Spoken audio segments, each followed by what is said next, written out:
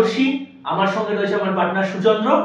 As promised আমরা চলে এসেছি আমাদের চ্যানেলের প্রথম ভিডিও নিয়ে, এবং আজকে যে সিনেমাটা নিয়ে আমরা তোমাদের সঙ্গে আড্ডা দেব সেটা অবশ্যই একটা বাংলা সিনেমা।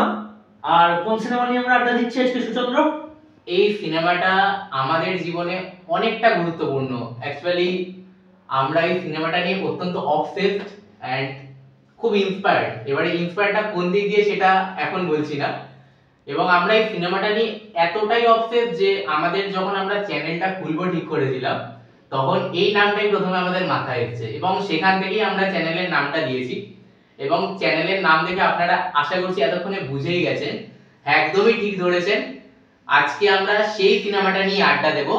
2011 সালে রিলিজ হওয়া, সৃজিত মুখার্জির ডিরেকশন, এবং বাংলা সিনেমা জগতে one of the best thriller.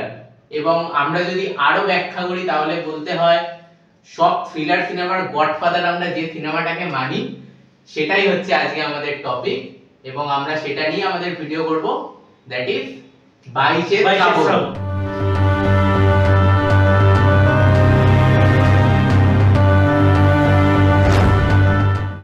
বলতে গেলে প্রচুর ইমোশন জড়িয়ে আছে সিনেমাটার সঙ্গে, এবং এই সিনেমাটা যখন 2011 সালে প্রথম রিলিজ করে, হ্যাঁ এখানে আমি বলি 2011 সালে তো আমি সিনেমা দেখা শুরু করেছি বলতে গেলে 2014-15 এরকম। তো সেই সময় 2011 সালে এই সিনেমাটা রিলিজ করেছে, তো তখন দাদা অবশ্যই দেখেছে। তো আমি দাদাকেই এখন বলছি যে 2011 সালে যখন সিনেমাটা দেখেছিলে তখন তুমি কিভাবে নিয়েছিলে সিনেমাটার, বা তোমার মাইন্ডে কি ছিল?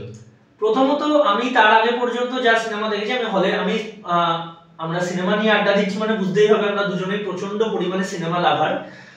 তো 2011 সালে 10 সালে প্রথম সৃজিত মুখার্জির একটা সিনেমা আসে অটোগ্রাফ, এবং সেই সিনেমাটা প্রচুর অ্যাওয়ার্ড নিয়ে চলে যায়।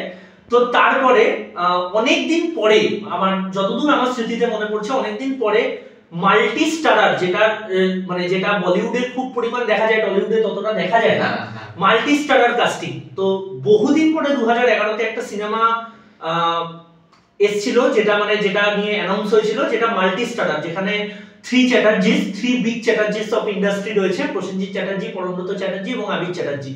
এছাড়া রয়েছেন গৌতম ঘোষ এবং রাইমা সেন। তো আরো প্রচুর অ্যাক্টরসরা রয়েছেন, এবং ডিরেক্টর সৃজিত মুখার্জি। তখন ওনার অটোগ্রাফ টু মাচ হিট। হ্যাঁ, তো এবার যখন এরকম একটা সিনেমা আসছে, তখন সঙ্গীত বাংলা খুব চলতো, আমরা এখন চলে কিনা এখন সেভাবে চলে না, বাট আমাদের সময় সঙ্গীত বাংলা তে প্রত্যেক উইকে একটা সিনেমা রিলিজ করলে তার একটা করে গান রিলিজ করতো আগে, তো অনেক সপ্তাহ আগে থেকে, এবং তার সেখানে প্রচুর এপিসোডস হতো যেখানে সিনেমার কাস্ট এন্ড ক্রিউরা এসে প্রমোট করতেন। সেটা হাওড়া ব্রিজ বলে একটা অনুষ্ঠান হতো, এবং আরো প্রচুর রয়েছে। তো এত ভিডিওস দেখেছিলাম সেই সময়টাতে এই সিনেমাটা নিয়ে, যে একটা প্রচন্ড পরিমাণে হাইপ তৈরি হয়েছিল। এবং সিনেমার ট্রেলার যখন বেরোয়, সেই সিনেমার ট্রেলারটা দেখার পর প্রত্যেকের যা হয়, থ্রিলারের, বিশেষ করে ক্রাইম থ্রিলার যদি হয়, তো সেখানে সবার আগেই যে প্রশ্নটা আসে, তাহলে খুনগুলো কে করেছে। আর আমরা প্রত্যেকে কোথাও না কোথাও নিজেদের মনে মনে আমাদের একটা গোয়েন্দা সত্তা বাস করে, যে সত্তাটা যে কোনো সিনেমায় প্রথম থেকে খুঁজতে শুরু করে যে খুনি কে। তো এই সিনেমাটা যখন ট্রেলারটা আসে, এত সুন্দরভাবে ট্রেলারটা এসেছিল যে ট্রেলারটা দেখে বোঝার উপায় নেই, খুব স্বাভাবিক ব্যাপার যে সেই সিনেমাটার খুনি কে। এবং একটা আমার এখনো মনে আছে, যতদূর আমার কাছে আমি জানি, এটা যতদূর আমার নলেজে আছে, একটা গান, এই শ্রাবণ বলে একটা গানের ভিডিও শুট হয়েছিল, যেখানে যে গানটা শেষে দেখা যাচ্ছিল যে একজন কালো হুডি পরা পার্সন সে যাচ্ছে, এবং তাকে চারিদিক থেকে সবাই একটা করে বন্দুক হাতে ঘিরে ধরেছে, এবং সেখানে প্রসেনজিৎ চ্যাটার্জি রয়েছে, পরমব্রত চ্যাটার্জি আছে, আবির চ্যাটার্জি আছে, রাইমা সেন আছে, গৌতম ঘোষ আছে। রাইমা সেন ছিল কিনা আমার এই মুহূর্তে মনে নেই। যেটা দেখে আরো সবাই কনফিউজড হয়ে যায় ভিডিওটা দেখার পর, যে সবাই যখন পিকচারে তাহলে খুনি কে। হ্যাঁ, তো এইরকম একটা হাইপ তৈরি করেছিল 22 শ্রাবণ। 22 শ্রাবণ যখন আমি প্রথম দেখি, এটারও একটা ট্র্যাজেডি আছে। তো যখন আমরা হলে প্রথম দেখতে যাই সিনেমাটা, ট্র্যাজেডি এটাই যে আমি সিনেমাটা দেখতে যাওয়ার আগে, এত সুন্দর একটা সিনেমা, এবং 22 শ্রাবণ আমার মনে হয় না বাংলায় খুব কম দর্শকের মেবি দেখা বাকি আছে। তো আমার এখানে এখন স্পয়লার না দেওয়ার মতো কোনো ব্যাপার নেই। আমি সিনেমাটা দেখতে যাওয়ার ঠিক আগের সন্ধ্যাবেলা বন্ধুদের সাথে গেছিলাম রেস্টুরেন্টে পুজোতে। তো সেখানে মানে গল্প করতে করতে আমার এক বন্ধু কাম ভাই, তার দেখা হয়ে গেছিল অলরেডি সিনেমাটা, এবং সে রিভিল করে দেয় যে 22 শ্রাবণের খুনিটা হচ্ছে প্রসেনজিৎ চ্যাটার্জি। বাবা, মানে পুরো জেনে শুনে। হ্যাঁ, মানে আমার জন্য এটা টু মাচ ট্র্যাজেডি ছিল। এবং 22 শ্রাবণের কথা যখন হচ্ছে তখন একজনের নাম যদি আমি না করি খুব অন্যায় হবে। সে আমারই লেভেলে, মানে আমাদেরই লেভেলে, এবং মানে আমাদের থেকে বেশি বই কম নয়, 22 নিয়ে অবসেস আমার বন্ধু আমার ভাই সৌম্যশীষ মিত্র। যদি এই ভিডিওটা দেখে নিশ্চয়ই মানে ও খুব খুশি হবে, কারণ 22 শ্রাবণ নিয়ে আমরা আমাদের চ্যানেলের প্রথম এপিসোড করছি। তো আমার এখনো মনে আছে সিনেমাটা যখন চলছে এবং প্রথম থেকে যখন গৌতম ঘোষকে ফ্রেম করে রাখা হয়েছে সিনেমাটায়, তো যখন আলটিমেট সেটা প্রমাণও হলো যে গৌতম ঘোষই খুনগুলো করছেন, এবং সে নিজের এপিডাফটা নিজেই লিখে গেছে যে সুইসাইড করে, যেটা আমরা দেখে বুঝতে পারি তখন অবধি যে সুইসাইড করেছে। তো এটা দেখার পর সিনেমাটা যখন চলছে সবাই গৌতম ঘোষকেই সাসপেক্ট করবে। আর 2011তে দাঁড়িয়ে বলে রাখা ভালো, 2020-21 লকডাউন টাইমে আমরা প্রচুর কন্টেন্ট দেখেছি, প্রচুর। তাই 22 শ্রাবণ যে সময় রিলিজ, সেই সময় দাঁড়িয়ে কিন্তু এত ক্রাইম থ্রিলার আমরা তখন দেখিনি। ওটিটির তখন এরকম রমরমা ছিল না। হ্যাঁ, সে তো অবশ্যই। এবং সেই জন্য থ্রিলার নিয়ে কিন্তু একটা কনসেপ্ট, এখন কিন্তু একটা থ্রিলার বেরোলে আমরা কিন্তু খুব সহজেই বলে দিতে পারি এটা হবে, বা গল্প থেকে বোঝা যাচ্ছে যে হ্যাঁ চলো এই খুনি। 22-এরই প্রিকুয়েল যেটা বেরিয়েছে দশম অবতার, খুব সহজেই আমরা অ্যান্টিসিপেট করে নিয়েছিলাম যে খুনিটা কে হতে পারে। কিন্তু 22 শ্রাবণ 2020 থেকে 9 বছর আগে দাঁড়িয়ে ওটা কিন্তু লোকের কাছে অতটা ইজি পিকিং ছিল না যে কি কি হতে পারে, কে খুনি হতে পারে। তো তখন যখন গৌতম ঘোষকে সবাই অ্যান্টিসিপেট করছে এবং গৌতম ঘোষই খুনি বেরিয়েছে, সেরকম সময় আমার এখনো মনে আছে সৌম্যশীষ আমার বন্ধু, ও উঠে বেরিয়ে যাচ্ছিল, ঠিক আছে, মানে ও উঠে বেরিয়েছিল, মানে ও বিলাই এতটা প্রেডিক্টেবল, তাহলে আর থ্রিলারের মানে কি? মানে থ্রিলার যদি প্রেডিক্টেবলই হয়ে যায় তাহলে সেটার মানে মজা কোথায়? যেটা ভাববো সেটা হবে না, সেটাতেই থ্রিলারের মজা। এবং তারপর যখন শেষ 15 মিনিটে একটা আলাদা সিনেমা শুরু হলো, মানে 22 শ্রাবণকে আমি এভাবেই দেখি, এটা 2 ঘন্টা 32 মিনিটের সিনেমা, একটা 2.5 ঘন্টার। তো 2 ঘন্টা 15 মিনিট একটা সিনেমা, শেষ 15 মিনিট যেন একটা পুরো সম্পূর্ণ আলাদা সিনেমা। এবং যখন তারপর সেটা হয় এবং ওর রিয়াকশনটা, মানে আমি তো জানি আমার এটা ট্র্যাজেডি যে আমি দেখতে বসে জানি যে ওটা শেষ নয়, আর আমি সারা জীবন এটা আমার আফসোস থাকবে যে আমি এই ফিলিংসটা মিস করে গেছি 22 শ্রাবণের খুনি রিভিল হওয়ার। তো ওর এক্সপ্রেশনটা দেখার মতো ছিল, মানে ও উঠে দাঁড়িয়ে প্রায় বেরিয়ে যাচ্ছিল, এবং সেখান থেকে যখন শুরু হলো স্পেশালি ওই জায়গাটা যখন আরে না আরো, আচ্ছা তুমি আরে লেখো না আরো লেখো? আরে স্যার, আরে এই জায়গাটা যখন আসে তখন আস্তে আস্তে লোকের মনে হয় মানে ইটস আ হিউজ ইমপ্যাক্ট, মানে এই মুভিটার একটা হিউজ ইমপ্যাক্ট রয়েছে আমাদের সবার উপরেই। যারা 22 লাভার তাদের তো আলাদাই। এবং আমার মনে আছে আমি এখনো মানে আমি আমার প্রচুর বন্ধুদেরকে ওটার পরে জন্মদিনে উইশও করেছি ইচ্ছা করে 12 মিনিট লেট করে, আর আমি নিজেই বলেছি যে আই এম লেট 12 মিনিট। তো এবার আমার ফিলিংসটা তো বললাম, আমি ওই সময় দাঁড়িয়ে দুবার দেখেছিলাম সিনেমাটা হলে গিয়ে, থ্রিল জেনে যাওয়ার পরেও দুবার দেখেছি, এতটাই ভালো লেগেছে। আমি সুচন্দ্রকে, এবার আমার প্রশ্নটা সুচন্দ্রর কাছে, যে তুই 22 শ্রাবণ দেখেছিস সম্ভবত তোর এইচএস এর পর। হ্যাঁ, এইচএস এর পর। আমি এতদিন সিরিয়াসলি আমি জানতাম না যে এটা কি, মানে বিষয়টা কি। আমি জানতাম 22 শ্রাবণে একটা সিনেমা, ভালো, খুব ভালো সিনেমা। 2011 সালে সিনেমাটা রিলিজ হয়েছে। আমার এটা খুব সৌভাগ্য বলা যায়, দাদার যেমন এটা, হ্যাঁ ও খুব ফরচুনেট যে ও 2011 রিলিজ সিনেমা 2011 দেখেছে, 2011 রিলিজ করেছে, আমি 2023 দেখেছি। বাট আমি সিঙ্গেল মানে কিছু ক্লুই পাইনি যে এটা এরকম ভাবে শেষ হতে পারে সিনেমাটা। তো আমি এখানে খুব ফরচুনেট। এবং না, এটা আমার হলে গিয়ে দেখা হয়নি অবশ্যই। সম্ভবত তুই সিনেমাগুলো আমাদের বাড়িতে গিয়ে দেখেছিস, আমরা একসাথে বসেই দেখেছিলাম। ও হ্যাঁ, 22 শ্রাবণটা একসাথেই দেখেছি। 22 শ্রাবণ আর ভিঞ্চিদা আমরা একসাথে দেখেছি। না, ভিঞ্চিদা আমি দেখিনি। আচ্ছা হ্যাঁ, না ভিঞ্চিদা আমি আগে দেখেছি। হ্যাঁ হ্যাঁ, 22 শ্রাবণটা আমাদের একসাথে দেখা ছিল। 22 শ্রাবণটা একসাথে দেখা। এবং আমিও সেম, যে ওই যে শুরু হলো এই শ্রাবণ যে বলে যে গানটা শুরু হলো, আমি ভাবলাম এটা এরকম ভাবে শেষ হয়ে গেল, মানে এতটা ইজি। আমার শুধু একটা জিনিস মাথায় ছিল যে প্রসেনজিৎ চ্যাটার্জি লাস্টে বলবে হে বন্ধু বিদায়, এই জায়গাটা। বাট আমি এইটুকু জানার পরে আমি বুঝতে পারিনি যে প্রসেনজিৎ চ্যাটার্জি ওই জায়গাটায় যেতে পারে। তো আমি ভাবলাম কি হলো, বিষয়টা এরকম ভাবে শেষ হয়ে গেল। তারপরে গানটা শুরু হলো, আস্তে আস্তে সিনটা এগালো, দেন আমি ফিল করতে পারলাম যে এটা কোন লেভেলের সিনেমা হতে পারে বা কি লেভেলের সিনেমা এটা। 22শে শ্রাবণ। তো 22শে শ্রাবণ নিয়ে বলতে গেলে অনেক কিছু বলতে হয়, এবং এতটা ভালো সিনেমা ক্রাইম থ্রিলারের দিক থেকে অবশ্যই। এবং কনসেপ্ট মানে আমি আরো যেটা বলবো সেটা হচ্ছে কনসেপ্ট, কারণ মানে খুনের না অনেকগুলো প্যাটার্ন হয়, অনেক মানে সিরিয়াল কিলিং এর অনেক প্যাটার্ন আমরা বিভিন্ন সিনেমাতে দেখেছি। এবং 22শে শ্রাবণ যে সময় রিলিজ, আমি যেটা বললাম যে ওই সময় দাঁড়িয়ে এরকম একটা কনসেপ্ট যে কবিতাকে কনসেপ্ট করে মার্ডার, মানে এটা আমার সৃজিত মুখার্জির হ্যাটস অফ কনসেপ্ট লেগেছে। আমার সৃজিত মুখার্জি আমার অত্যন্ত পছন্দের একজন ডিরেক্টর, এবং আমি জানি সৃজিত মুখার্জি সোশ্যাল মিডিয়ায় তার কয়েকটা সিনেমা হয়ে যাওয়ার পর বহু ট্রোলের শিকার। আমি একটা জিনিস মনে করি, যে কোনো মানুষের কাজের জীবনে আপস এন্ড ডাউনস আসবে। সবাই সচিন তেন্ডুলকরও সারা জীবনে সব ম্যাচে সেঞ্চুরি করতে পারেনি, তো সাকসেস ফেলিওর আসবে। কিন্তু যাই হোক, ওনাকে প্রচুর ট্রোলের শিকার হতে হয়েছে বা অনেক খারাপ ফেস করতে হয়েছে। কিন্তু পার্সোনালি এটা আমার একান্ত ব্যক্তিগত অভিমত যে আমার সৃজিত মুখার্জি খুব পছন্দের একজন ডিরেক্টর। তো সৃজিত মুখার্জির ওটা বাংলায় সেকেন্ড সিনেমা ছিল অ্যাজ এ ডিরেক্টর। তার আগে অটোগ্রাফ, এবং অটোগ্রাফের কনসেপ্ট তো খুব হেভি ছিল। সেখান থেকে ওরকম একটা বিগ সাকসেসের পর যখন সৃজিত মুখার্জি একটা সম্পূর্ণ অন্য জনারে ঢুকে গেলেন যে থ্রিলার, তো ওটাই আর কি যে একটা ব্যাপার ছিল যে কিরকম হবে। এবং তারপর সেই সিনেমাটার এরকম একটা হিউজ ইম্প্যাক্ট আজকের দিনে দাঁড়িয়ে।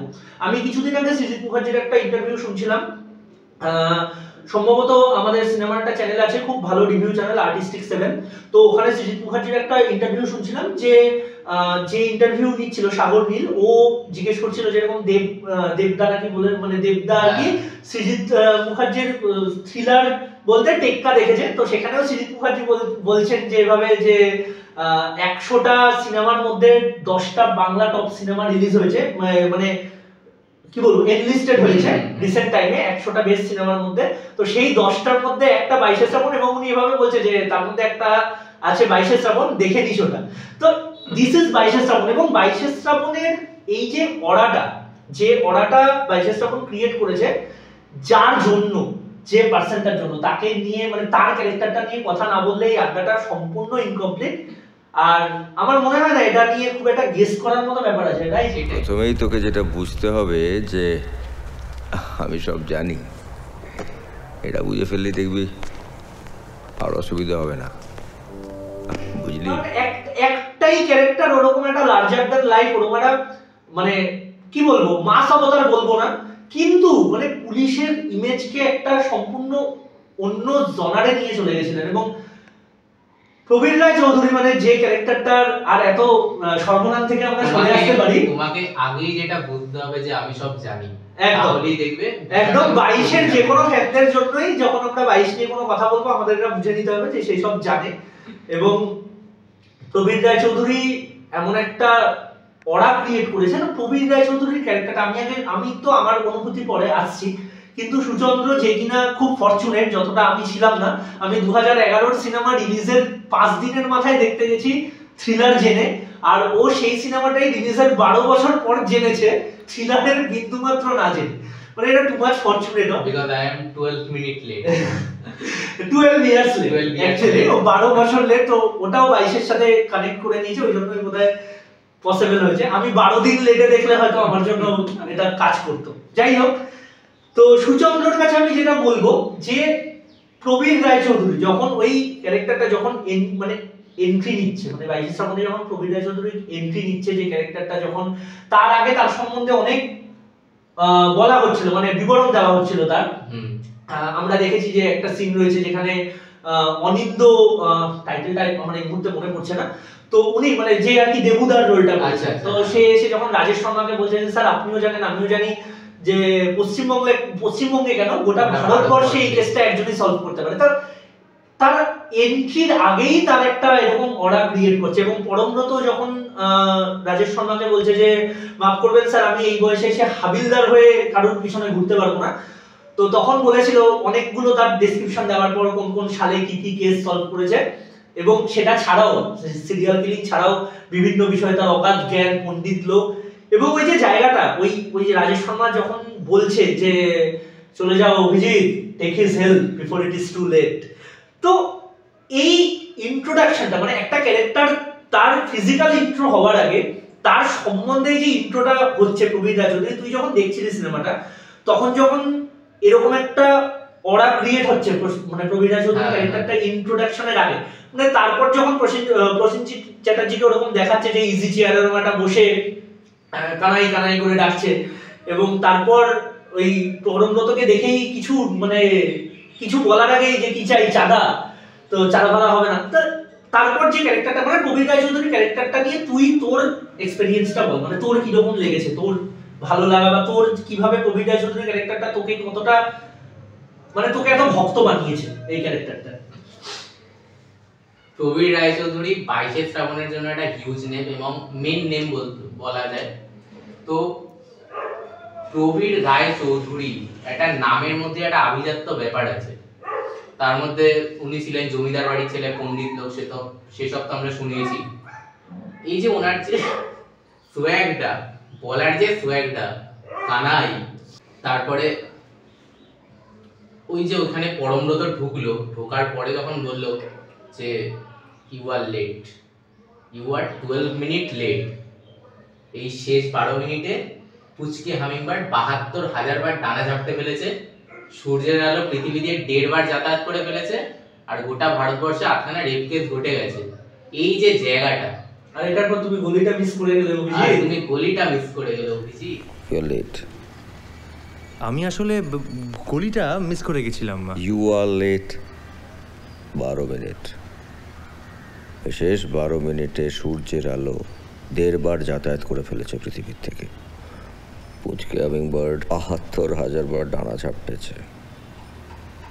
শেষ 12 মিনিটে রিপোর্ট অনুযায়ী ভারতবর্ষে 8খানা রেপ কেস ঘটে গেছে, আর তুমি গলিটা মিস করে গেলে অভিজিৎ। একটা টাইমের ইম্পর্টেন্স, মানে এই যে একটা ডায়লগের মধ্যে দিয়ে সময়ের ইম্পর্টেন্সটা যেটা, আর এরকম সোয়াগে ডেলিভার করা ডায়লগটা, মানে ওইখানেই ক্যারেক্টারটাকে লোক ভালোবেসে ফেলে। প্রবীর রায়চৌধুরী ওই ইন্ট্রোতেই ক্যারেক্টারটাকে লোকে ভালোবেসে ফেলে। আর তারপর থেকে ওনার যে ইমপ্যাক্টটা গোটা মুভিটা ধরে, গোটা সিনেমাটা ধরে, সেটা খুব ছোট ছোট জায়গায় খুব বড় বড় ইমপ্যাক্ট ছিল ওনার ক্যারেক্টারে। এবং 22 শ্রাবণ যে দেখবে সে বারবার 22 শ্রাবণ দেখতে চাইবে এই একজনের জন্য, সেটা প্রবীর রায়চৌধুরী। এবং ক্যারেক্টারটাকে সৃজিত মুখার্জি খুব ভালো করে ফুটিয়েছে। এবং গোটা সিনেমাটায় আমরা যদি দেখি সব জায়গাতেই হ্যাঁ এটা করো ওটা করো, বাট পরমব্রতকে গাইড করা, ওর গাইডেন্সটাকে ধরা, বা বাকিদের সাথে কথা বলা। তারপরে যখন ওই রাজেশ শর্মার সাথে একটা সিন ছিল দাবা খেলার, ওটা দিস না, ওটা চেকমেট।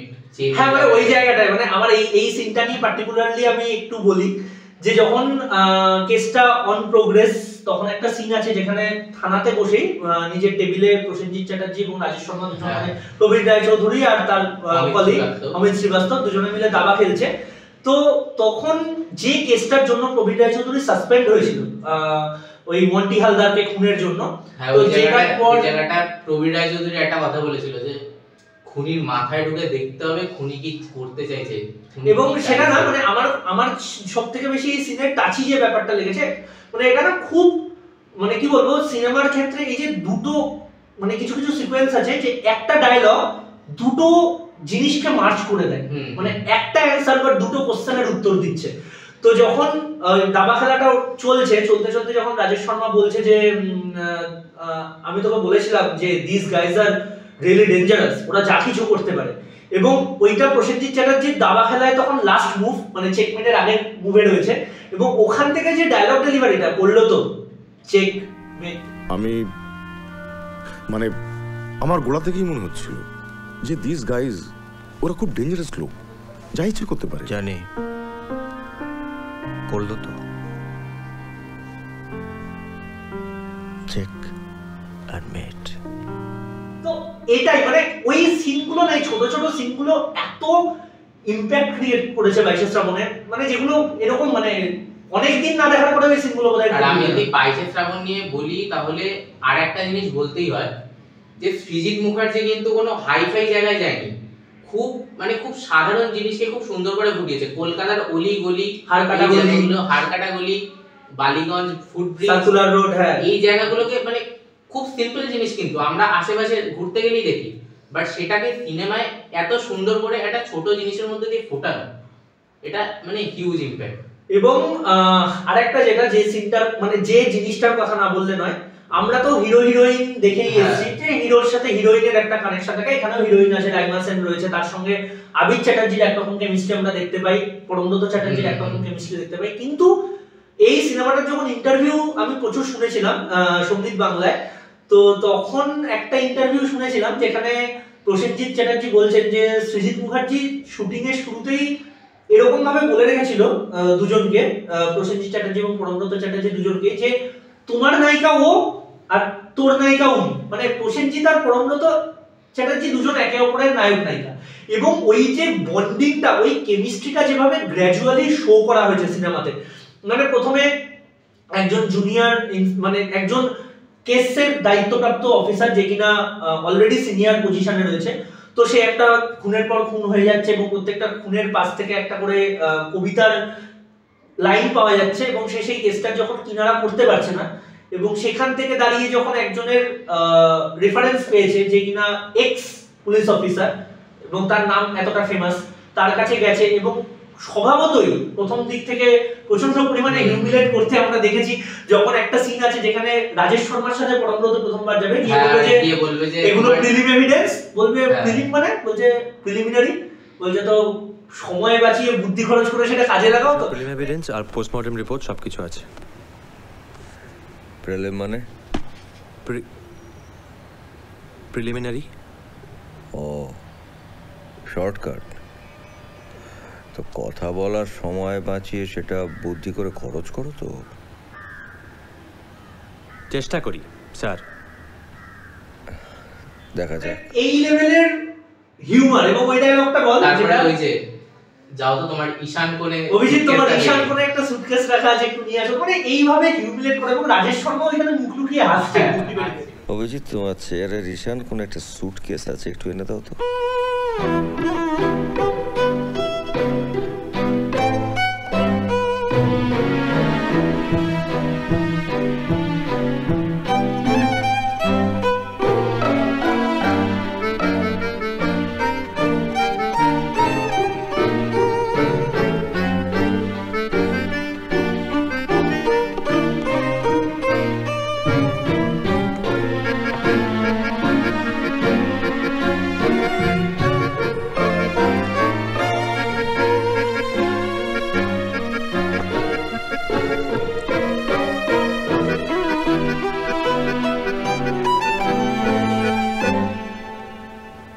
এরকম একটা র্যাগিং দিয়ে শুরু এবং কেস চলতে চলতে একটা গাড়ির সিন আছে যেখানে আমরা দেখবো যে আবির আর রাইমাকে একসাথে দেখার পর পরমব্রত কিছুটা মেন্টালি আপসেট হয়ে যায় এবং সেখানে প্রসেনজিৎ যখনই কিছু বলছে সে রিপ্লাই করছে না ঠিকঠাক মতো আর খিটখিট করছে, তো ওইখানে ডায়লগ ডেলিভারিটা খিটখিট করছে কেন, মাসি হয়েছে নাকি? বলছো তো কিছু হয়নি। চুপ বাবু, বেজার মুখ করে খিটখিট করছো কেন? মাসিক চলছে নাকি?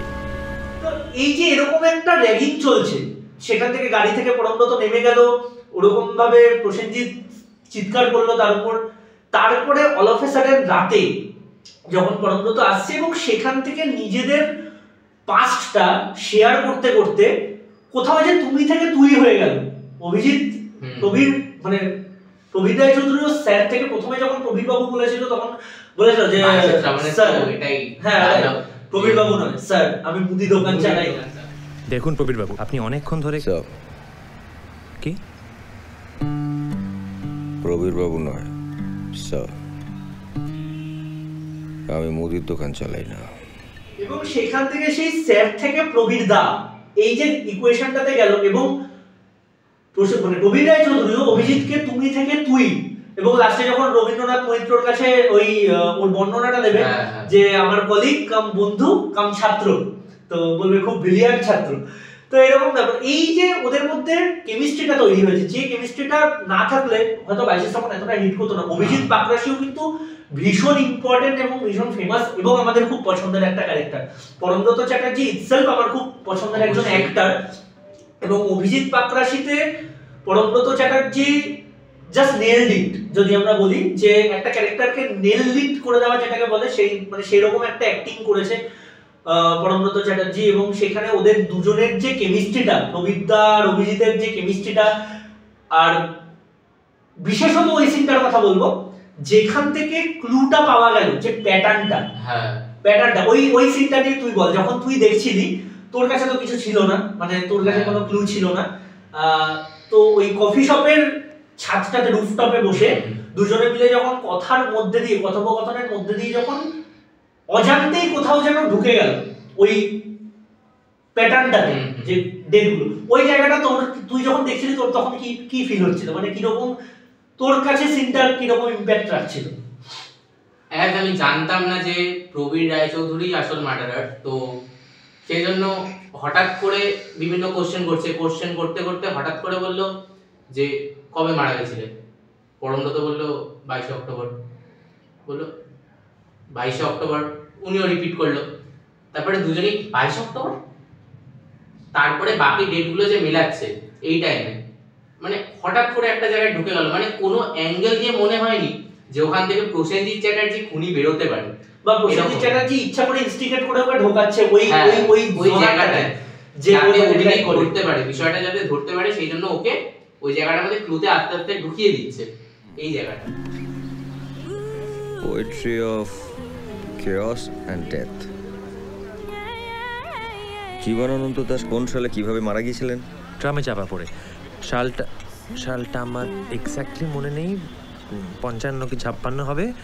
আর মাসটা যতদূর মনে পড়ে অক্টোবর, 22 অক্টোবর। 22 অক্টোবর। 22 অক্টোবর শালা কালকেই পড়লাম, একবারও মাথায় এলো না। তৃতীয় খুন, বডির পাশে বনলতা সেন। তাহলে 1 মিনিট, তাহলে কি বাকিগুলো? তোর ফোনে ইন্টারনেট আছে? না, অফিসে ফেরি। না, টাইম ওয়েস্ট করা যাবে না। পেছনে দেখ। হ্যাঁ, এবার ডেটগুলো বল। আর কার্টার কপিতে পাওয়া গেছিল। 10 সেপ্টেম্বর সুকুমার রায়, 22 অক্টোবর তো হয়ে গেল,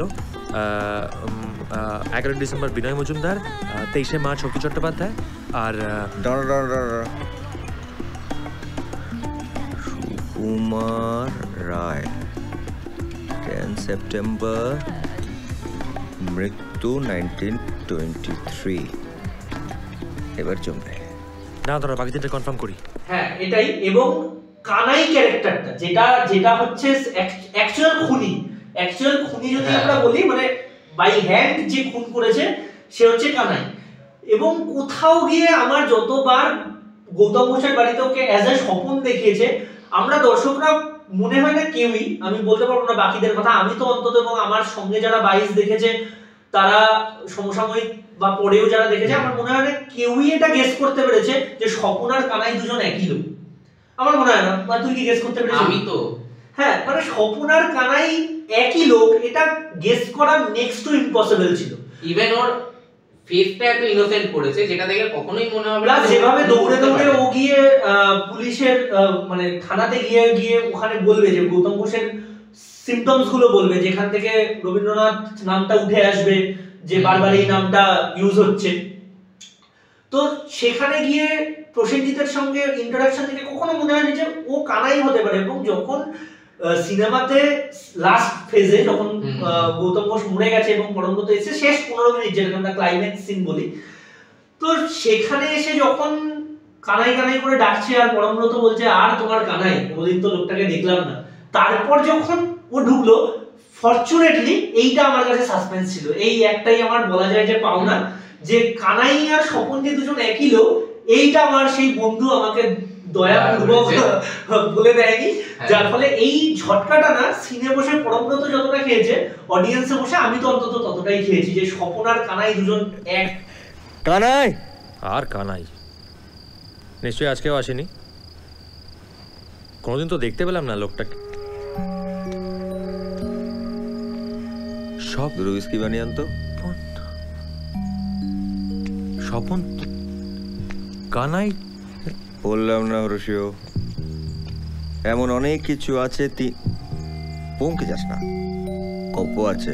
এই যে ছোট ছোট ক্যারেক্টার গুলোকে এত ইম্প্যাক্টফুল তৈরি করা, প্লাস গৌতম ঘোষের ক্যারেক্টারটা, যেটা যে ক্যারেক্টারটা না বললে বাইশের শ্রাবণ ইনকমপ্লিট, মানে বাইশের শ্রাবণের অ্যাকচুয়ালি কোনো ক্যারেক্টারই বাদ দেওয়া মানে বাইশের শ্রাবণ ইনকমপ্লিট। প্রত্যেকটা ক্যারেক্টারের এত সুন্দর ইম্পর্টেন্স রয়েছে, কিন্তু গৌতম ঘোষ যাকে ফ্রেম করেছে, মানে যাকে প্রথম থেকে 2 ঘন্টা 15 মিনিট লোক খুনি ভেবে চলবে, এবং সেই ক্যারেক্টারটা কিন্তু মানে আমার যেটা সবথেকে ভালো লেগেছে যে গৌতম ঘোষের ক্যারেক্টারটা কিন্তু পুরোপুরি একটা আলাদা, মানে সে একটা নিজের জগতে থাকে, সে একজন কবি, তার নিজের কিছু কবিতা রয়েছে, এবং যে কবিতাগুলোকে অশ্লীল ভাষার প্রয়োগের জন্য বইমেলায় ছাপাবে না বলা হয়েছে, এবং তার পাস্ট ঘাটলে দেখা যায় যে জেলে তার সঙ্গে একজন আলাপ হয়েছে, রফিক আহমেদ, যে কিনা একজন সিরিয়াল কিলার, এবং সে মানে গৌতম ঘোষের ক্যারেক্টারটা তার খুন করাগুলোকে ডেসক্রাইব করছে, এবং তার জন্য তার পেছনে যথেষ্ট রিজন দেখাচ্ছে যে তার মাকে পায়নি, মাকে খুব ভালোবাসতো, মাকে পায়নি। তো সেখান থেকে দাঁড়িয়ে ক্যারেক্টারটার কিন্তু এই কেসের সাথে কোনো মিল নেই, কোনো সম্পর্ক নেই। গৌতম ঘোষের ক্যারেক্টারটার বাইশের শ্রাবণ যে কেসগুলোর মধ্যে দিয়ে যাচ্ছে কোনো কিন্তু কানেকশন নেই, কিন্তু ওর অ্যাক্টিভিটি গুলো ও নিজের খেয়ালে চলছে, কিন্তু সেটাকে কোথাও গিয়ে যেন লিড করছে যে হ্যাঁ কোনগুলো তাহলে ওই করছে। এবং যখন ওই প্রসেনজিৎ আর পরমব্রত যখন গৌতম ঘোষের বাড়িতে আসে একজন নিউজ রিপোর্টার হিসেবে ইন্টারভিউ নিতে, তখন যখন বলছে যে গৌতম ঘোষকে যে এই খুনগুলোকে তারা সাপোর্ট করে না, তো তখন গৌতম ঘোষ বলছে কে আটকাবে, তুমি না ও, হ্যাঁ করেছি, বেশ করেছি। তো এই যে ব্যাপারটা আরো বেশি দর্শক কনভিন্স হয়ে যাচ্ছে যে তাহলে গৌতম ঘোষই খুনি। এই যে ক্যারেক্টারটা পোর্ট্রে করা, এবং সেই ক্যারেক্টারটা গৌতম ঘোষের অ্যাক্টিং নিয়ে কথা বলার ধৃষ্টতা আমার নেই, উনি অনেক বড় মাপের অভিনেতা, কিন্তু আমি সিনেমার ক্ষেত্রে বলছি যে এই যে উনি রোলটা প্লে করেছেন, এত সুন্দরভাবে রোলটা লেখা এবং সেই রোলটা এত সুন্দরভাবে এক্সিকিউট করা, যে যারা বাইশের শ্রাবণ থ্রিলার আমার মতো দুর্ভাগ্যবান যারা নয়, যারা না জেনে দেখতে যাবে, তারা গৌতম ঘোষকেই খুনি ভাববে। এবং আমি গ্যারান্টি দিয়ে বলতে পারি 2025-এ আজকের দিনে দাঁড়িয়ে যারা বাইশের শ্রাবণ দেখেনি এবং এই ভিডিওটা যারা না দেখে বাইশের শ্রাবণ দেখবে, আমি গ্যারান্টি দিয়ে বলতে পারি যে 2 ঘন্টা 15 মিনিট তারাও গৌতম ঘোষকেই খুনি ভাববে। আমি নিজেই গৌতম ঘোষকেই খুনি ভেবেছিলাম, এটাই হচ্ছে। তো এবার বাইশের শ্রাবণ হচ্ছে মানে বাইশের শ্রাবণের ক্ষেত্রে আমি আমার যে বন্ধুর কথা বলছিলাম, আমরা দুজনে ভীষণ পরিমাণে বাইশ অবসেসড ছিলাম। এক পরে তো এখন এই ক্লাবে তুইও এসেছিস, আমরা লোকের মানে আমরা ফোনে কথা বলছি, নরমাল কোনো কনভারসেশন, আমরা সেটাকে আমরা এভাবেই বলতাম যে we can go to any extent to extract বাইশ, যেখানে প্রবীরদার একটা ডায়লগ ছিল যে I can go to any extent to extract the confession, আমার কোনো গিল্ট ফিলিং কাজ করে না। তো এই যে ব্যাপারটা, আমরা কোথাও গিয়ে 22কে আমরা টেনে আনবোই। এটা ছোটবেলায় কুমির রচনা করেছিলাম, যে একটা ছেলে সেই যে কোনো রচনা থেকে কুমির রচনা নিয়ে যাচ্ছে। তো আমাদের অবসেশন মাঝখানে এতটাই ভয়ঙ্কর মাত্রায় গেছিল যে আমরা যে কোনো টপিক, সেটা যে টাইপের টপিকই হোক না কেন, we can go to any extent, সেটা থেকে 22 বার করে আনার জন্য, এবং সেটা বেরিয়ে আসতো। আমরা আরেকটা জিনিসের মধ্যে মিস করে যাচ্ছি, সেটা হচ্ছে ওই যে যখন রাইমা আর আবিরকে ধরলো, তারপরে যখন অভিজিৎ গেল এবং তারপরে যখন গাড়িতে একদম যেটা যে ডায়লগটা আজও মানে ফেমাস, এবং সবথেকে বড় কথা আমার সবথেকে হাসি পেয়েছিল এই ভাত ডাল বিরিয়ানির যে রেফারেন্সটার কথাও বলছে, যে জীবনে ভাত ডাল আর বিরিয়ানির তফাৎটা বুঝতে শেখো, প্রথমটা নেসেসিটি, পরেরটা লাক্সারি। শোনো, তুমি তো অমৃতা, জীবনে ভাত ডাল আর বিরিয়ানির তফাৎটা বুঝতে শেখো।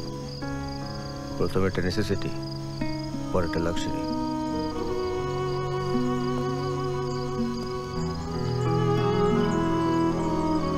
আমার সবথেকে হাসি পেয়েছে যখন আমি দ্বিতীয় পুরুষ দেখতে গেছি হলে, একটা সিন দেখাচ্ছে পরমব্রত আবিরকে ফোন করছে, সেখানে নামটা হচ্ছে ভাত ডাল। এটার মানে কবির রায় চৌধুরী দ্বিতীয় পুরুষে ছিল না, কারণ স্বাভাবিক ব্যাপার, সিকুয়েলে ওনার পক্ষে থাকা পসিবল না। আর প্রবীর রায় চৌধুরীর জন্যই কিন্তু প্রিকুয়েল করা, যতদূর আমার নলেজ যেটুকু আছে আমি জানি যে প্রবীর রায় চৌধুরীর এত ডিমান্ড ছিল না, প্রবীর রায় চৌধুরীকে নিয়ে লোকের এত অবসেশন, এত ডিমান্ড, যে সেই ভালোবাসাটা এতটা ডিপ ছিল যে সৃজিত মুখার্জি তারপর প্রিকুয়েলটার কথা ভাবেন। যে আমি তোকে যেটা জিজ্ঞেস করবো, এখন যদি ধর বাইশের শ্রাবণ আবার রিলিজ করে, তা নিশ্চয়ই বলার অপেক্ষা রাখে না যে তুই যাবি। তো তো 22শে শ্রাবণ এবং 22শে শ্রাবণের আরেকটা টপিক যেটা আমরা একদম ভিডিওর আমরা শেষ প্রান্তে চলে এসেছি, আর বেশিক্ষণ 22শে শ্রাবণ নিয়ে আর এর থেকে বেশি কিছু বলার থাকে না, সবারই দেখা। আমরা আমাদের ইমোশনাল 22শে শ্রাবণ নিয়ে আমাদের ইমোশনটাই আড্ডা হিসেবে শেয়ার করলাম সবার সাথে।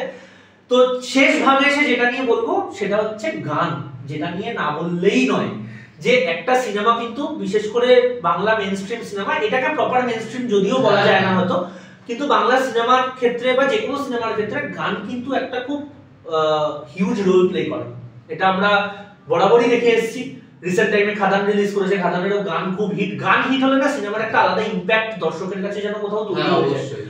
তো অনুপম রায়ের যে প্রত্যেকটা গান এখানে যেটা লেখা এবং যেগুলো রূপঙ্কর বাগচি গিয়েছে গভীরে যাও, এই শ্রাবণ গিয়েছে রূপম ইসলাম, যে কটা দিন তুমি ছিলে পাশে এটা অনিন্দ গেছে, হ্যাঁ সম্ভবত অনিন্দ গেছিল, আর মাটি খুঁড়ে পুঁতে রাখি আমার অনেক ভুল, এটা রাহুল চট্টোপাধ্যায়ের গাওয়া, একদম যেটা দিয়ে সিনেমা শুরু হয়েছিল। আমার এই আগে তুই বল তোর এই মানে 22শে শ্রাবণের গানের অ্যালবামটা নিয়ে তোর ভিউটা বল, মানে তুই একটু বল যে তোর মানে কোন গানটা তোর সবচেয়ে ফেভারিট 22শে শ্রাবণে? অবশ্যই আমার সবথেকে ফেভারিট রূপম ইসলামের এই শ্রাবণ, এবং অনুপম রায়ের সঙ্গীত পরিচালনায় এই যে গানের যে লিরিক্সগুলো ডেঞ্জারাস লেভেল, মানে লিরিক্সগুলোর সাথে সিনেমার প্রত্যেকটা জায়গার মিল আছে। যেখানে যে গানটা বাজছে সেই গানটা বাজার সময় এই যে একটা ফিল, এটা ইভেন এখনো যদি আমরা সেই সিনেমাটা দেখি তাহলে আমাদের গায়ে এখনো কাটা দিয়ে ওঠে যে এত সুন্দর লিরিক্স করেছে, এত সুন্দর গানের মাধ্যমে যে জিনিসগুলো বোঝাতে চেয়েছে।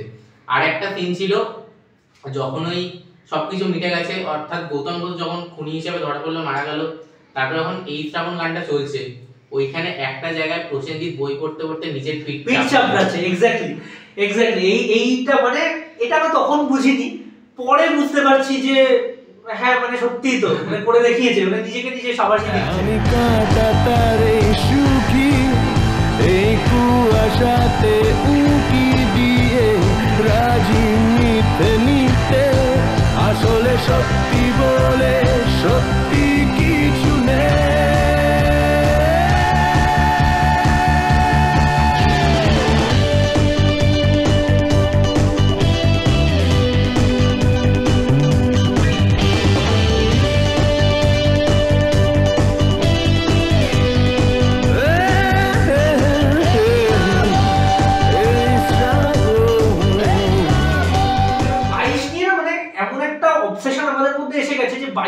অনেক থিওরি বার করি, মানে আমরা নিজেদের মতো অনেক থিওরি বার করি, খুব বোকা বোকা হয়তো বিষয়টা, কিন্তু আমাদের অবসেশনটা এই মাত্রাতেই। আমি এইটাতে আসার আগে গানটা নিয়ে আমি আমার একটা পয়েন্ট অফ ভিউ বলি, কেন 22শে শ্রাবণের গানগুলো আমার আরো বেশি ভালো লেগেছে। কেননা 22শে শ্রাবণের গানগুলোর না একটা স্পেশালিটি হচ্ছে কোথাও গানগুলোকে ডিরেক্ট লিপসিং এ দেখায়, একটা গানও যদি আমরা 22শে শ্রাবণে দেখি প্রপার লিপসিং এ নেই। এবং এই যে বিষয়টা, এইটা আমার ভীষণ ভালো লেগেছে। কি এই শ্রাবণ, কি গভীরে যাও, কি মাটি খুঁড়ে পুঁতে রাখি আমার অনেক ভুল, এটা দিয়ে শুরু হচ্ছে, গভীরে যাও দিয়ে শেষ হচ্ছে। এবং গভীরে যাও এর মিউজিকও মানে ওই যে ওই জায়গাটা যখন টপ টপ করে রক্ত পড়ছে ওটাকেই মিউজিক হিসেবে লাইক ইউজ করা, এবং কোনো গানে কিন্তু কোনো লিপ নেই, কেউ কোনো গানে কিন্তু কোথাও লিপ দেয়নি। বা ওই যে ওই গানটা একবার বল নেই তোর কেউ নেই, ওটাকে দুটো ফেজে অত সুন্দর ভাগ করেছে, একটা পরমদত সাইডটাকে দেখিয়েছে, একটা ফেজে ওই একটা গানের পোরশনের মধ্যে প্রসেনজিতের লাইফটা দেখিয়ে দিয়েছে। জুনমালিয়ার একটা সিঙ্গেল ডায়লগ নেই গোটা সিনেমাটায়, জাস্ট ওই একটা গানে একটা লোকের পুরো পাসটা দেখিয়ে দিল। এই জিনিসগুলোর জন্য মানে সৃজিত মুখার্জি সত্যিই খুব আমার পছন্দের একজন ডিরেক্টর। এবং 22শে শ্রাবণ হিট হয়েছে তার অনেকগুলো রিজন আছে, তার অন্যতম এগুলো যে একটা জিনিসকে ইলাবোরেট করেনি। আমরা সাধারণত ফ্ল্যাশব্যাক বলতে বুঝি যে ঘটনা দেখাবে, আমরা ফ্ল্যাশব্যাকে যাব, সেখানে কিভাবে কি হয়েছে, কেন প্রবীণ রায়চৌধুরী আজকে একা বা তার ফ্যামিলির কেউ নেই, কিভাবে খুন হলো না হলো, এইগুলো কিন্তু একটা ফ্ল্যাশব্যাক লোকে এক্সপেক্ট করে। কিন্তু একটা গানের একটা স্ট্যান্জার মধ্যে দিয়ে পুরো একটা লোকের পাস্ট লাইফটা দেখিয়ে দেওয়া, এইটা আমার ভীষণ ভালো লেগেছে। আর এই গানগুলো প্রজেকশন করার সময় কোনো লিপসিং প্রপার হয়নি, সিচুয়েশনের সাথে সাথে সুন্দরভাবে গানগুলো এত সুন্দর ব্লেন্ড হয়ে গেছে যে মানে আলাদা মাত্রা দিয়েছে গানটাকে একটা। এন্ড ফাইনালি আমরা যদি বলতে যাই 22শে শ্রাবণ নিয়ে আমরা অনেকটাই অবসেসড, এবং 22শে শ্রাবণ আমাদের একটা ভালো লাগার জায়গা। তাই এখন বেসিক্যালি 22শে শ্রাবণের জন্য আমাদের অনেক সমস্যা হয়েছে। হ্যাঁ আমি খুব এটা মানে মজার ছলেই বলছি যে 22 শ্রাবণ না সত্যি কথা বলতে বাংলা ক্রাইম থ্রিলারের জন্য খুব হার্মফুল হয়ে গেছে। কেন কি আমাদের কোথাও একটা আমাদের ইনভেস্টিগেশন মানে আমাদের যে দর্শক গোয়েন্দা সত্তা যেটা আমাদের থাকে, আমার অন্তত হয় এটা যে আমি না 22 অ্যাঙ্গেল দিয়ে ভাবার চেষ্টা করি যে সারপ্রাইজিং কি আনা যায় এখান থেকে, মানে এখান থেকে কি রিভিল হতে পারে। যেগুলো ক্রাইম থ্রিলার দেখলেই আমরা 22 এর দিক দিয়ে কিভাবে কানেক্ট করা যায়। হ্যাঁ, এবং যেখানে না মানে এটা পসিবল না, কারণ ওটা হওয়াটা অ্যাকচুয়ালি খারাপ, কারণ তাহলে তো সবই মোনোটোনাস হয়ে যায়। কিন্তু ওই আর কি আমাদের এক্সপেকটেশন লেভেল ম্যাচ করে না। পরে মানে আলটিমেটলি সিনেমাগুলো ভালো অবভিয়াসলি, কিন্তু আমরা নিজেদেরকে এত একটা এমন 22 অবসেসড করে দিয়েছি যে আমরা সব জায়গাটা 22 ভাবার চেষ্টা করি। হ্যাঁ, আর যেই জন্য মানে at the end of the day আমরা অবশ্যই বলছি সিনেমাগুলো অবশ্যই খুব ভালো, but at the end of the day আমাদের কি মনে হয় যে 22 দিয়ে যদি 22 এর মতো যদি হতো বিষয়টা। তো যাই হোক, এই মানে অনেক ক্ষেত্রে আমরা পরে যখন অন্যান্য সিনেমা নিয়ে আড্ডা দেবো, স্পেশালি থ্রিলার নিয়ে আবারও আমাদের আলোচনায় আমরা জানি যে 22 উঠে আসবে। তাই আজকে আর 22 শ্রাবণ নিয়ে আর এর থেকে বেশি কিছু বলছি না। 22 শ্রাবণ নিশ্চয়ই অনেকে সবার দেখা, তো আমরা সম্পূর্ণ 22 শ্রাবণ সিনেমাটা নিয়ে আমাদের যে একটা ইমোশন কাজ করে, এটা শুধু আমাদের বলে না, আমার বিশ্বাস যে বাংলার প্রচুর দর্শকের মধ্যে 22 শ্রাবণ নিয়ে এই অবসেশন, এই পাগলামিটা রয়েছে। প্রবীর রায়চৌধুরী অনেকের কাছে একটা আইডল ক্যারেক্টার। তো আশা করি তোমাদের সবার এই আড্ডাটা ভালো লেগেছে। যদি তোমাদের আড্ডাটা ভালো লেগে থাকে তোমরা, এবং তোমাদের 22 শ্রাবণ যারা দর্শক, তোমরা যারা এই ভিডিওটা শুনছো দেখছো, তারা অবশ্যই আমাদেরকে কমেন্ট সেকশনে জানিও যে তোমাদের 22 শ্রাবণ নিয়ে অবসেশনটা কি রকম, এবং আমরা অবশ্যই সেগুলো দেখব। হ্যাঁ, অবশ্যই আমাদেরও খুব ভালো লাগবে যে তোমরাও এত 22 শ্রাবণ দেখেছো এবং এতটাই অবসেস, এন্ড এরকম ভাবেই আমাদেরকে সাপোর্ট করতে থাকো। অবশ্যই আমরা আরো নতুন নতুন বিষয় ভিডিও নিয়ে আসবো, নতুন নতুন এপিসোড করব। হ্যাঁ, যেহেতু চ্যানেলটার নাম 22 দিয়ে 22 ক্যারেট ফিল্মি, তো আমাদের প্রথম এপিসোডটা এটা গুরু দক্ষিণা বলা যেতে পারে। গুরু দক্ষিণা যে আমাদের এটা আমাদের বাংলায় প্রচুর ভালো, আমি বলছি না যে 22 শ্রাবণ বাংলার বেস্ট সিনেমা, এটা কখনোই আমি বলবো না, কিন্তু ওই বললাম না যে এমন অবসেশন রয়েছে যে এই মুভিটার আমাদের প্রতি, যে এটা বলতে পারো যে এটা আমাদের গুরু দক্ষিণা। তাই 2025 সালে দাঁড়িয়ে 2011 সালের মুভি নিয়ে আমাদের চ্যানেলের ফার্স্ট এপিসোডের আড্ডা আমরা দিলাম, এবং এরপরে আপকামিং ডেজে আমাদের যে 4টে সিনেমা সদ্য বেরিয়েছে সেগুলো নিয়ে এপিসোড ওয়াইজ আমরা আড্ডা দেবো, একেবারে নতুনে চলে আসবো, আবার কখনো না কখনো পুরোনোতে ফিরবো। কিন্তু 22 শ্রাবণ ছিল আমাদের গুরু দক্ষিণা এপিসোড। প্রবীর রায়চৌধুরীকে, সৃজিত মুখার্জিকে, অভিজিৎকে, 22 শ্রাবণের সমস্ত কাস্ট এন্ড ক্রিউদের এটা আমাদের গুরু দক্ষিণা। এবং আমি আশা করবো যে তোমরা যারা 22 শ্রাবণ ফ্যান, তারা নিজেদের যে 22 নিয়ে যে ইমোশন বা তোমাদের যে নস্টালজিয়া, সেটা তোমরা কমেন্ট সেকশনে শেয়ার করবে। আমরা খুব শীঘ্রই আমাদের পরের ভিডিও নিয়ে আসবো। আর অবশ্যই বলে দাও যে আমাদের এই ভিডিও যদি ভালো লাগে, অবশ্যই আমাদের ভিডিও যদি ভালো লাগে তাহলে লাইক, শেয়ার এবং সাবস্ক্রাইব করে দেবেন, এবং পাশের বেল আইকনটি টিপে দেবেন যাতে আমরা আমাদের যে কোনো ভিডিও আপনাদের কাছে সবার আগে পৌঁছে যেতে পারে।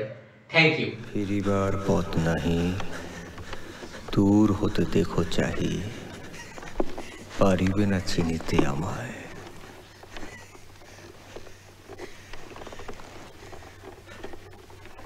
হে বন্ধু, বিদায়। প্রবীর, আমার কথাটা শোনো প্রবীর, প্রবীর, আমার কথাটা শোনো Prabir, please please, Prabir please, Prabir.